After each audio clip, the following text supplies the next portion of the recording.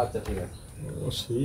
নওগাঁয় প্রথমবারের মতো খামারে চাষ হচ্ছে কালো সৈনিক পোকার লার্ভা। মাছের খাবারের বিকল্প হিসেবে এর ব্যাপক চাহিদা থাকায় এই উদ্যোগ আলোচনায় এসেছে। ইউটিউবে ভিডিও দেখে অনুপ্রাণিত হয়ে 2023 সালে নওগাঁ সদর উপজেলার উলিপুর গ্রামের আহসান হাবিব শুরু করেন ব্ল্যাক সোলজার ফ্লাই বা কালো সৈনিক পোকার চাষ। হোটেল রেস্তোরাঁ উচ্ছিষ্ট খাবার ও পচনশীল আবর্জনা প্রক্রিয়াজাত করে উৎপাদন হচ্ছে এসব লার্ভা। আশেপাশের উৎকৃষ্ট থেকে ব্ল্যাক সোলজার লার্ভা যেটা তৈরি করি, এই লার্ভাটা আমি মাছকে খাওয়াই এবং মাছ অত্যন্ত পুষ্টিগুণ সম্পন্ন হয় এবং এই মাছ বাজারজাতকরণ করে আমরা মোটামুটি বেনিফিট হয়। যেটা ফিড খাওয়ায় মাছ চাষ করে যেটা লাভ করা অসম্ভব হয়ে যায়, ঝুঁকি অনেকটা বড় ঝুঁকি নিতে হয়। সেক্ষেত্রে অনায়াসে ব্ল্যাক সোলজার খাওয়ায় মাছ চাষ করে অনায়াসে লাভ করা সম্ভব। বর্তমানে তার খামারে মাসে উৎপাদিত হচ্ছে 250 থেকে 260 কেজি লার্ভা।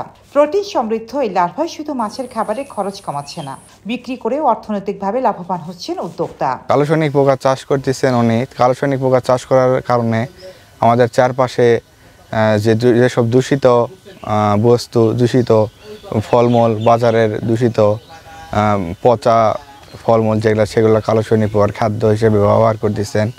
এই কারণে আমাদের পরিবেশের উপকারী হচ্ছে।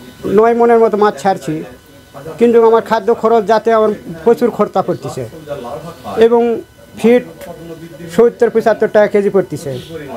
এই কারণে আমি যে একটা পোকার যে চাষ দেখলাম, এই চাষটা আমার মনে হয় খুব পছন্দ। এই উদ্যোগে সহায়তা করছে মৌসুমী RMTP প্রকল্প। কর্মকর্তারা বলছেন সরকারি প্রশিক্ষণ পেলে আরো অনেকেই এই খামার গড়ে তুলতে উৎসাহী হবে। এখনো এটা আমাদের অধিদপ্তর বা মৎস্য প্রাণী মন্ত্রণালয়ের এখনো এটা পরীক্ষাধীন অবস্থায় আছে। এটা যদি পরিবেশের ক্ষতিকর না হয়, মাছের যদি আসলেই সেটা আমিষের একটা সত্যিকার ভাবে ভালো উৎস হয়, সেই হিসেবে যদি প্রমাণিত হয়, সেক্ষেত্রে ভবিষ্যতে আমাদের বিভাগ এই পোকার চাষ এবং এই লার্ভার ব্যবহার বিষয়ে দিক নির্দেশনা এবং তাদেরকে এই বিষয়ে এগিয়ে নেওয়ার জন্য উদ্যোগ নেবে আশা করি। কালো সৈনিক পোকার লার্ভা মাছের খাদ্যের সুলভ বিকল্প হিসেবে যেমন সম্ভাবনাময়, তেমনি আবর্জনা ব্যবস্থাপনা ও পরিবেশ দূষণ কমাতেও রাখতে পারে গুরুত্বপূর্ণ ভূমিকা।